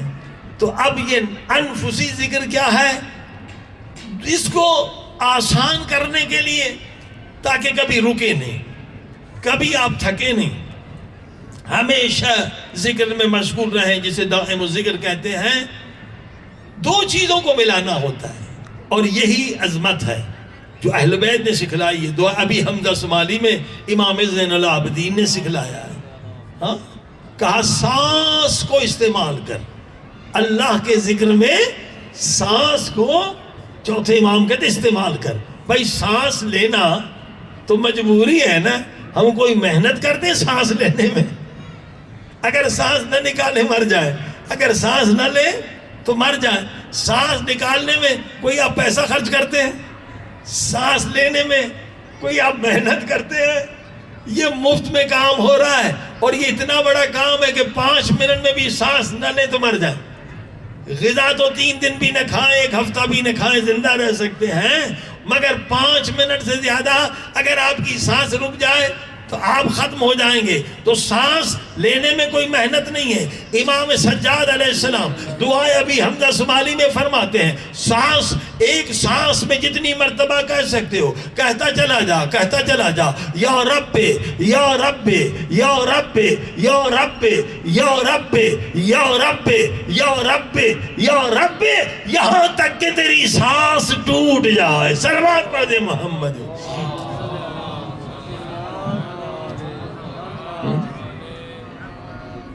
اب سانس اور خیال کو ملائیں تو ذکر انفسی بنتا ہے۔ زبان پہ آپ نے انگلی رکھی، زبان سے نہیں کہا، خیال سے کہا، یا رب یا رب یا رب یا رب۔ جب خیال سے ذکر کرتے ہیں تو پوری توجہ خدا کی طرف ہوتی ہے، جب زبان سے ذکر کرتے ہیں تو خیال ادھر ادھر چلا جاتا ہے۔ حضور قلب سے ملتا ہے، کیونکہ خیال کے ذریعے سے آپ ذکر کر رہے ہیں اور سانس کو ملا دیں۔ تو عزیزان گرامی، اگر یہ پریکٹس کر لیں، آپ گھر میں جا کے تجربہ کریں، جو آپ سانس لے رہے ہیں، سانس لے رہے کہیں لا الہ، لا الہ۔ جب سانس لیں انگلی زبان پہ ہو، سانس لیں کہیں لا الہ، سانس نکالے کہیں الا اللہ، سانس لیں کہیں لا الہ، سانس نکالے الا اللہ، سانس لیں لا الہ، سانس نکالے الا اللہ۔ یہ ذکر سے تھکتا کبھی نہیں کوئی انسان، بس عادت ہونی چاہیے، پریکٹس ہونی چاہیے۔ 15-20 منٹ جب یہ ذکر کریں گے، پورا وجود لذت میں ڈوب جائے گا یا آنکھوں سے آنسو شروع ہو جائیں گے۔ صلوات پڑھیں محمد۔ کوئی زبان گیا مولا حسین کے در پہ کہ مولا مجھے کوئی ذکر دے، ایسا ذکر دے میری زندگی بدل جائے۔ ہاں، مولا حسین نے ذکر دیا، کیا ذکر؟ بڑا آسان، اللہ اللہ اللہ اللہ اللہ اللہ۔ اس قدر اللہ اللہ کیا کہ وہ اس لذت میں گویا ڈوب جاتا تھا، کبھی بے ہوش ہو جاتا تھا، دنیا آخرت کا کچھ پتہ ہی نہیں چلتا تھا۔ صلوات پڑھے محمد و آل محمد۔ کیونکہ ہر انسان کی طبیعت کے مطابق ذکر ہوتا ہے۔ یہ اولیاء خدا بتاتے تیری طبیعت کے مطابق کون سا ذکر ہے۔ مولا حسین نے اسے یہی ذکر دیا۔ آیت اللہ کشمیری کو یہی ذکر ملا تھا، اللہ اللہ اللہ اللہ اللہ۔ اس قدر اللہ کا ذکر کرتے تھے کہ لذت میں ڈوب جاتے تھے، ادھر ادھر توجہ نہیں۔ لیکن اگر سانس کو اور خیال کو آپ نے نہیں ملایا تو وہ ذکر ہو جائے گا زبانی یا ذکر ہو جائے گا قلبی۔ ذکر زبانی اور قلبی سے ثواب بہت ملتا ہے، جنت کی نعمتیں بہت ملتی ہیں، مگر امام زمانہ کی زیارت نہیں ملتی۔ صلوات پڑھے محمد و آل محمد۔ امام زمانہ کی زیارت اس وقت ملتی ہے جب ہم خیال اور سانس کو ملا کے اللہ کا ذکر کریں۔ اور پہلے درجے پر تو یہی ہے، لا الہ جب سانس لیں تو کہیں لا الہ، جب نکالیں تو الا اللہ۔ آہستہ آہستہ پریکٹس ہو جائے گی۔ لیکن آپ فٹ بال کھیلتے ہیں، یہ تو بری چیز ہے فٹ بال کھیلنا، اس کے ذہن پہ بڑے برے اثرات ہیں۔ والی بال اس سے بہتر ہے، والی بال کھیلتے ہیں یا ٹیبل ٹینس آپ کھیلتے ہیں، پہلے آپ کو مزہ نہیں ہے کہ آپ کا بال ٹیبل پہ لگتا ہی نہیں ہے، بوریت ہوگی لوگ کیا کیوں کھیلتے ہیں۔ جب آپ سیکھ جائیں گے تو مزہ آئے گا۔ یہ ذکر بھی یہی ہے، جب ایک مرتبہ آپ سیکھ جائیں گے تو آپ کو ایسا مزہ آئے گا، ایسا لطف آئے گا کہ آپ اس سے کبھی دور نہیں رہیں گے۔ لہذا 20 منٹ کے بعد لذت شروع ہو جاتی ہے اور پروردگار کی طرف سے رحمتیں شروع ہو جاتی ہیں۔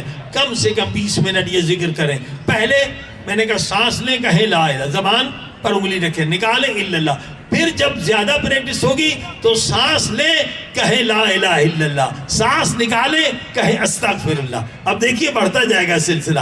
اسی طرح سے جو اللہ کے جتنے اسماء ہیں، مثلا دعائے جوشن کبیر میں، ان سب سے آپ فیض لے سکتے ہیں۔ اللہ کا ایک ایک نام ہزاروں خزانوں کی چابی ہے. کم سے کم 1000 مرتبہ کسی بھی اللہ کے اسم کا ورد کریں گے تو یقیناً خدا کی طرف سے فیض ملے گا. صلوات پڑھ دیں محمد.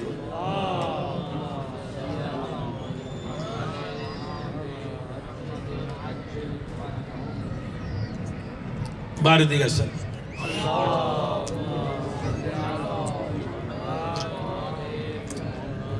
اب 3 طہارتیں ہم سن چکے. زبان کی طہارت، شکم کی طہارت،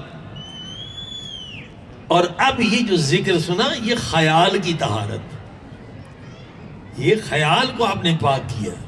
جب خیال سے ذکر کرتے ہیں تو خیال پاک ہوتا ہے. دیکھیں نجاستیں 2 طرح کی تھیں، ایک ظاہری نجاست، ایک باطنی نجاست. جب ہمارا خیال گندی چیزیں سوچتا ہے تو خیال نجس ہو جاتا ہے. جب کسی مومن کے خلاف سوچتے ہیں خیال نجس ہو جاتا ہے. جب شوہر بیوی کے خلاف سوء ظن کرتا ہے خیال نجس ہو جاتا ہے.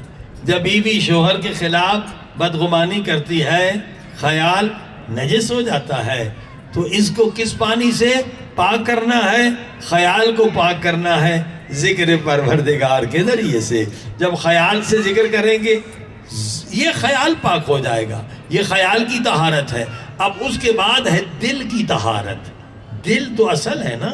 دل کی طہارت اگر نہیں ہوگی تو امام زمانہ کی زیارت کیسے ہوگی؟ صلوات پڑھی محمد و آل محمد.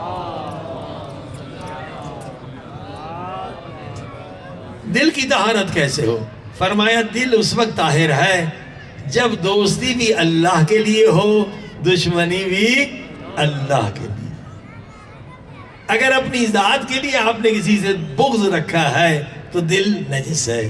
اگر والدین کی وجہ سے کسی سے بغض و کینہ ہے دل نجس ہے. اگر قوم قبیلے کی وجہ سے بغض ہے تو دل نجس ہے.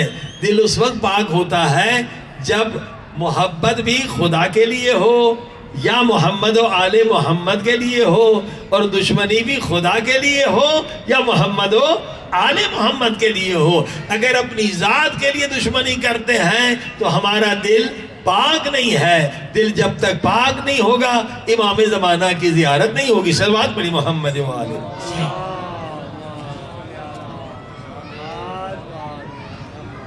اب دل کو کیسے پاک کیا جائے؟ اللہ پاک نے دل کو پاک کرنے کے لیے نماز تہجد کا حکم دیا ہے. نماز تہجد، نماز شب بھی کہتے ہیں، مڈ نائٹ پریئرز. تو اس میں دل کیسے پاک ہوتا ہے؟ یہ ہوتی ہے 11 رکعت نماز. نماز تہجد کتنی ہے؟ 11. 2 رکعت کر کے، اور 1 رکعت جو وتر ہے وہ بڑی اہم ہے. اس میں دعائے قنوت میں 20 زندہ مومنین کے لیے دعا کرنی ہے اور 20 مرحومین کے لیے. ہاں اب آپ دیکھیے نا، جب کسی سے جھگڑا ہوا ہے آج، جب نام تلاش کریں گے نا پہلے دشمن کا نام آئے گا جس سے بغض و کینہ ہے. اب حکم ہے کہ اگر تیرا دشمن بھی ہے تو نماز تہجد میں اس کے لیے دعا کر تاکہ تیرے دل سے بغض نکل جائے. صلوات پڑھ دے محمد و آل محمد.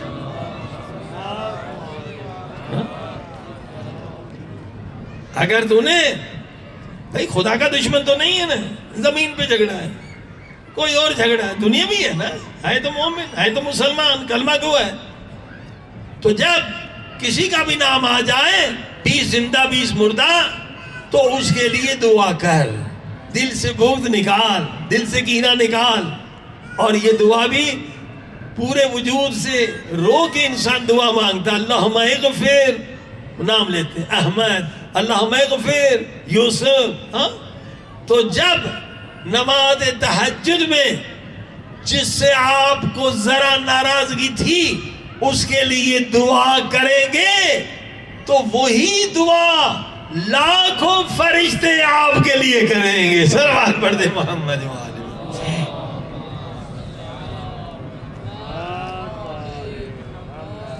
بار دیگر صلوات پڑھ دے.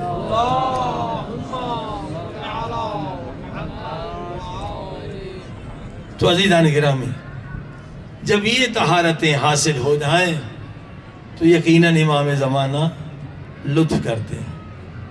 شروع میں خواب میں نظر آتے ہیں، جب ہمارا ایمان بلند ہوتا ہے تو پھر ظاہر میں اپنی زیارت کراتے ہیں. اسی حرم پاک میں امام زمانہ آتے ہیں، جمکران میں ہفتے میں ایک مرتبہ آتے ہیں. یہ اہل کم کتنے خوش نصیب ہیں کہ ہم کم میں رہ رہے ہیں، اس شہر میں جہاں ہفتے میں ایک مرتبہ مولا جمکران میں آتے ہیں. اور کربلا والے کتنے خوش نصیب ہیں کہ مولا امام زمانہ شب جمعہ کربلا تشریف لاتے ہیں. خوش نصیب ہیں وہ ہستیاں جو امام کی زیارت میں کامیاب ہوتی ہیں. ورنہ زندگی کا کیا فائدہ ہے کہ ہم ہر کس و ناقص کو دیکھ رہے ہیں، مگر جو نور خدا ہیں، جو حجت خدا ہیں، جو ہمارے محسن ہیں، جن کی وجہ سے ہر نعمت ہمیں مل رہی ہے، ہم اس کی زیارت سے محروم ہیں. میں آپ کو مثال دوں، اگر آپ کسی دوسرے شہر چلے گئے اور محلے میں ایک بچہ اچھا ہے، مومن ہے، انسان ہے، اس نے آپ کو، اس کا بچہ بریانی لے کر آ گیا، بھائی آپ نئے آئے ہو کہ بہت شکریہ. پھر وہ جناب فروٹ لے کر آ گیا، دوسرے دن فروٹ آپ نے کھائے، تیسرے دن پھر اس نے کوئی اور تحفہ آپ کو بھیج دیا، ہاں جی کیمرہ آپ کو بھیج دیا، تیسرے دن کوئی اور گفٹ، ہر دن وہ نعمت دے رہے ہیں. بتائیے کون انسان ہے احسان فراموش جو جا کے اس کے در پہ شکریہ ادا نہ کرے، یا اسے اپنے گھر میں دعوت نہ بلائے کہ ہر دن ہمیں دے رہا ہے، ہر دن کوئی نعمت دے رہا ہے. ارے بھائیو، جو بھی نعمت تمہیں مل رہی ہے امام زمانہ کے صدقے میں مل رہی ہے. کم سے کم ہفتے میں ایک مرتبہ تو گھر میں دعائے ندبہ رکھو تاکہ امام زمانہ کو بلا کے شکریہ ادا کر سکو کہ مولا بیٹا دیا تیرا صدقہ، بیٹی دی تیرا صدقہ، رزق دیا تیرا صدقہ، علم دیا تیرا صدقہ، بیماری سے نجات تیرا صدقہ. تو مولا ایک ہفتے میں ایک دن ہم تیرا سفرہ بچھاتے ہیں، دسترخوان لگاتے ہیں، ہم گنہگاروں کے گھر میں تشریف لائیے. یہ خود مولا کی تمنا ہے کہ اپنے گھروں میں دعائے ندبہ رکھا کرو، مگر ہم بدبخت اس پہ عمل نہیں کرتے. تو اسی لیے امام کا شکوہ ہے، جتنا ایک پیاسا پانی کی تلاش میں نکلتا ہے، اے میرے ماننے والوں، اگر تم اتنی بھی تلاش میری کرتے تو میرا ظہور ہو جاتا. کہنے کے لیے معاشق ہے مگر مولا کے لیے زحمت نہیں کرتے. پروردگار ہمیں توفیق دے، ہمیں طاقت دے کہ ہم اپنے امام زمانہ کو راضی رکھیں، ہم امام کو خوش رکھیں اور جو امام کی آرزو ہے اسے پورا کریں.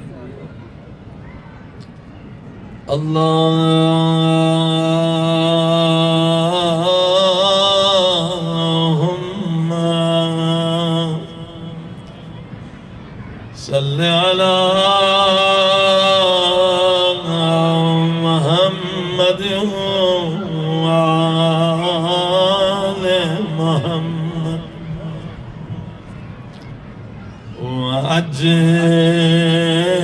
وعجل فرجہ. میرے ساتھ مل کے سب صلوات. اللہم صلی علی محمد وآل محمد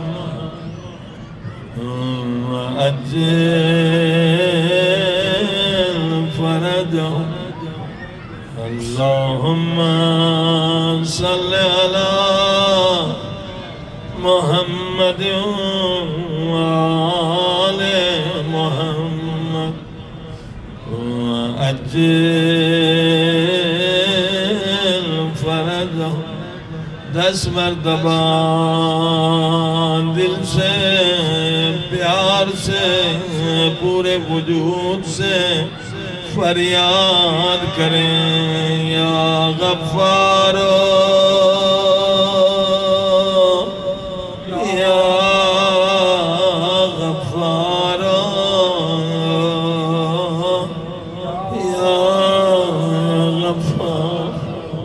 بلند یا غفار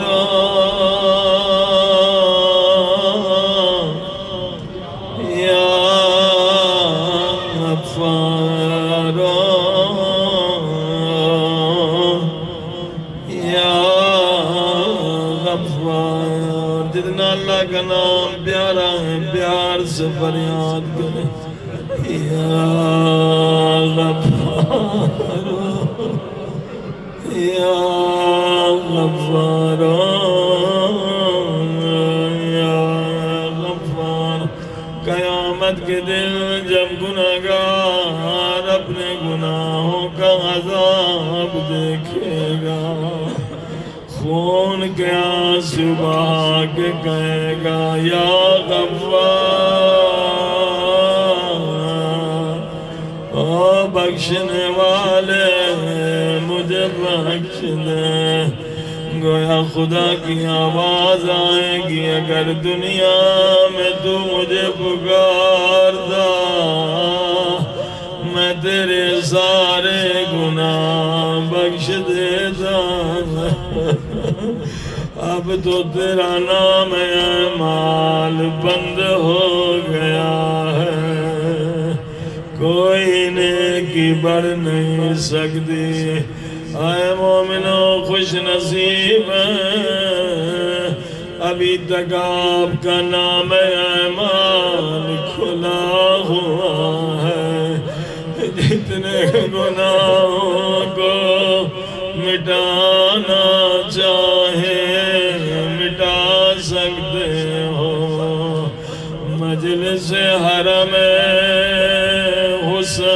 حسین ہے یہاں گناہ مٹ جاتے ہیں صرف حرم حسین میں نہیں ہو حرم مظلومہ معصومہ محرومہ بی بی کا بھی حرم ہے روتی آنکھوں سے فریاد کریں یا غفار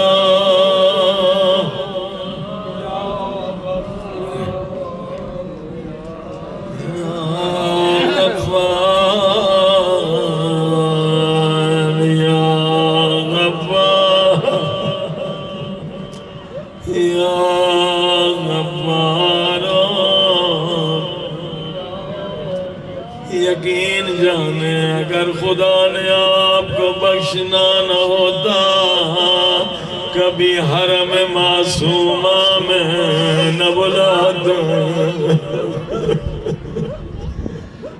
یہ نہ سمجھے آپ خدا جاتے یہ نہ سمجھے اب زیارت کے لیے خدا جاتے جب تک خدا کا لطف کرم نہ ہو جب امام زمانہ کی نظر کرم نہ ہو کوئی یہاں نہیں آتا شکر ادا کرے خدا میں لائق نہ تھا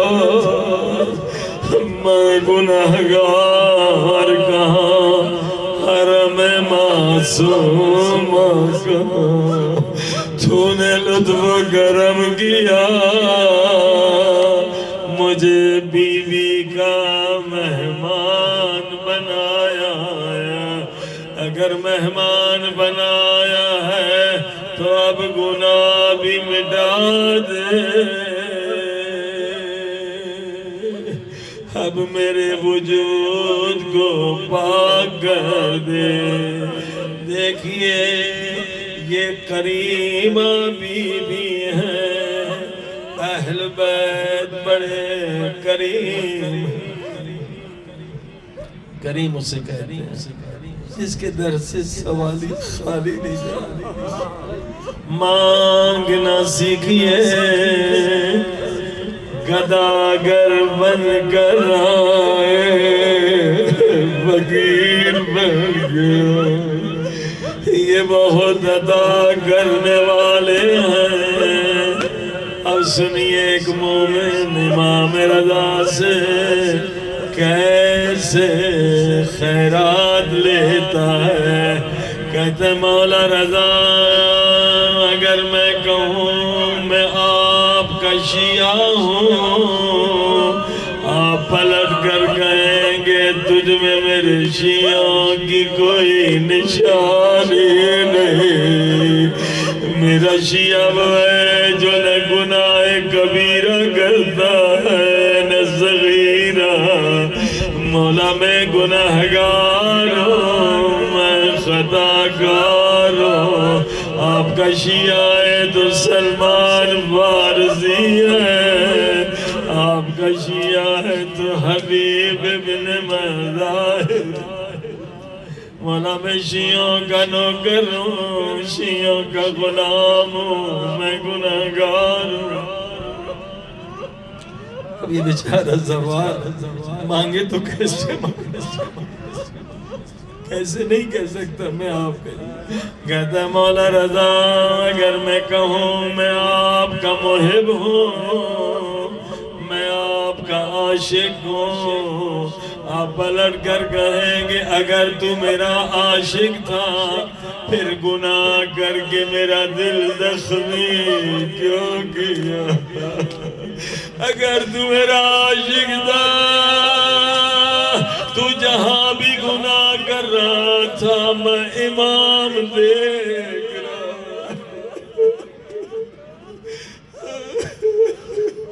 وَكُلَّ شَيْءٍ أَحْصَيْنَاهُ فِي إِمَامٍ مُبِينٍ، پوری کائنات امام کے سامنے ایسے ہے جسے میرا ہاتھ میرے سامنے۔ اگر تو میرا عاشق تھا پھر گناہ کر کے میرے جگر کو زخمی کیوں کیا؟ تو گناہ کر رہا تھا میں دیکھ رہا تھا اور میں رو رہا تھا۔ اب یہ بیچارہ مانگے تو کیسے مانگے؟ یہ بھی نہیں کہہ سکتا میں آپ کا شیعہ ہوں، یہ بھی نہیں کہہ سکتا میں آپ کا عاشق و محب ہوں۔ اب اللہ نے مدد کی، کیا جملہ کہا مولا رضا میں آپ کے عاشقوں کا بھی غلام ہوں، مگر مولا رضا اللہ کی قسم ایک بات سچ کہتا ہوں، آپ کی قسم ایک بات سچ کہتا ہوں۔ کیا کہتا ہے مولا رضا میں آپ کا مہمان ہوں، مولا رضا میں آپ کا مہمان ہوں۔ آپ جتنے زبان ہیں مولا رضا کے مہمان ہیں۔ اس کے بعد تڑپانے والا جملہ کہا اور خیرات کی جھولی بھر کے گیا۔ کیا کہا؟ آئے مولا رضا نبی پاک کی حدیث ہے، مہمان اگر کافر بھی ہو، مہمان اگر کافر بھی ہو اس کا احترام کرو۔ مولا رضا میں کافر نہیں، میں آپ کے دادا حسین کا عزادار ہوں۔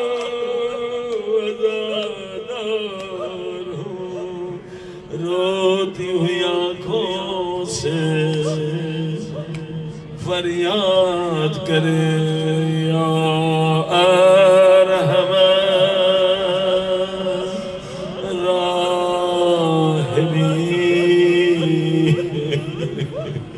یا اکرم الاکرمین، تجھ سے بڑھ کر رحم کرنے والا کوئی نہیں، تجھ سے بڑھ کر کرم کرنے والا کوئی نہیں۔ سب مل کے یا ارحم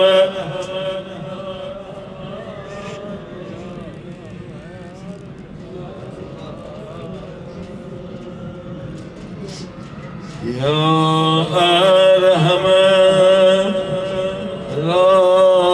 الراحمین، یا اکرم الاکرمین، یا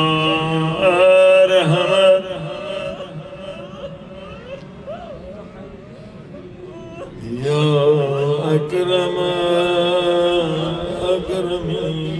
روایت کے لفظ ہے جب بھی آنکھوں میں آنسو آئے یہ دعا کی قبولیت کا وقت ہے، اس وقت کو ضائع نہ کریں، سب سے اہم دعا مانگیں.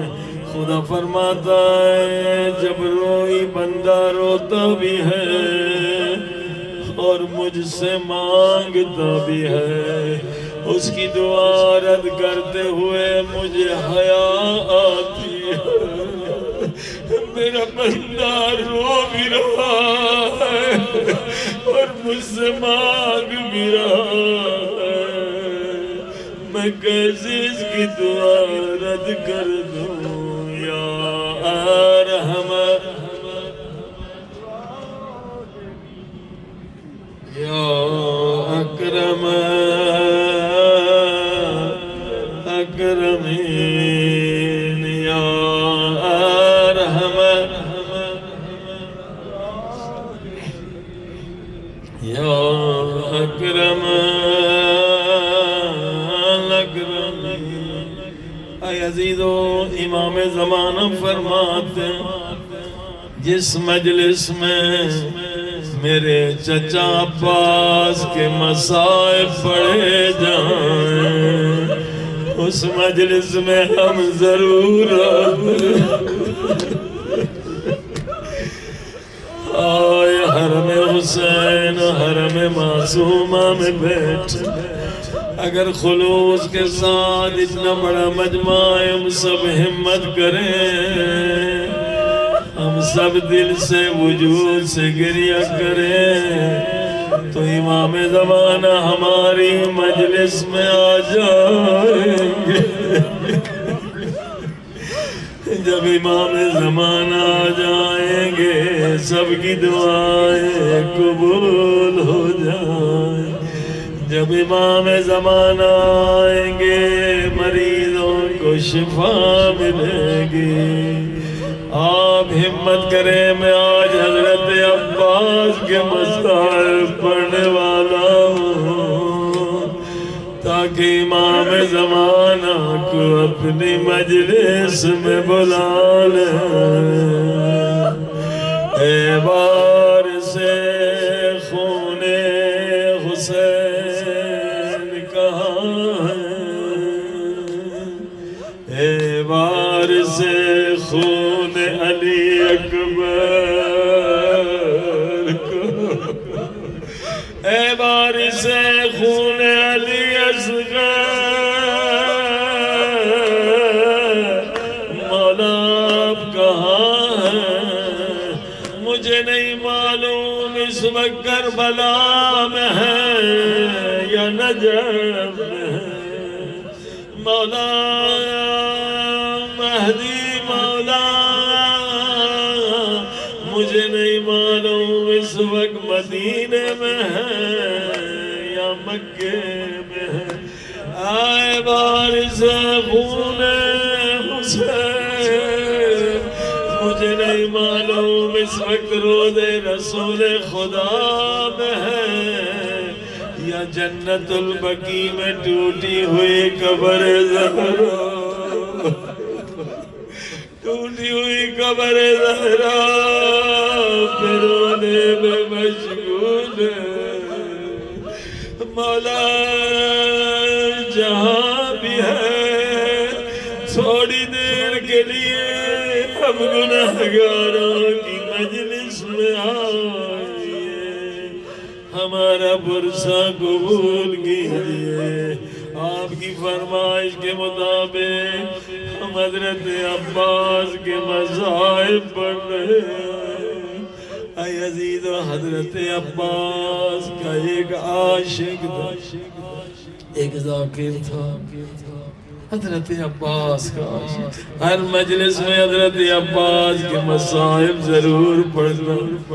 لوگ کہتے تھے یہ حضرت عباس کا ذاکر ہے، عباس کا عاشق ہے، کوئی مجلس نہیں جس میں حضرت عباس کے مصائب سب، حضرت عباس نے بھی اس پہ کرم کیا، اس کے خواب میں آ گئے، کہنے لگے ذاکر تو میرا عاشق ہے، ہر مجلس میں مجھ پہ روتا ہے، مجمع کو رلاتا ہے، اس لیے میں نے تجھے اپنی زیارت کرائی۔ ذاکر نے قدم چومے، مولا آپ نے احسان کیا، آپ نے اس گنہگار پہ لطف کیا۔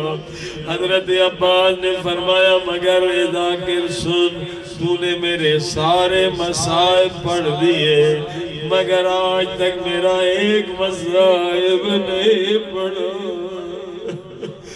ذاکر کہتا ہے مولا کتابوں میں جتنے مصائب ہیں مجھے زبانی یاد ہے، کون سا مصائب ہے جو اب تک میں نے نہیں پڑھا؟ اب حضرت عباس کے مصائب حضرت عباس کی زبان سے سنے۔ حضرت عباس فرمانے لگے او ذاکر، کربلا میں جتنے شہید گھوڑوں سے گرے، کربلا میں جتنے شہید گھوڑوں سے گرے ان کے بازو سلامت۔ جب بھی کوئی گھوڑے سے گرتا ہے اپنے جسم کو ہاتھوں کے ذریعے سے روکتا ہے۔ کربلا میں جتنے شہید گھوڑوں سے گرے ان کے بازو سلامت، میں کربلا کا واحد شہید ہوں، جب گھوڑے سے گرا میرے بازو سلامت نہیں تھے، یہ میں جانتا ہوں میں کیسے زمین پہ گرا۔ میرے آقا عباس میری جان فدا، میری اولاد فدا، یقیناً اس مصائب میں کوئی شہید آپ کے شریک نہیں مگر میرے آقا عباس نے اسی زمین کربلا میں 11 محرم کو بی بی زینب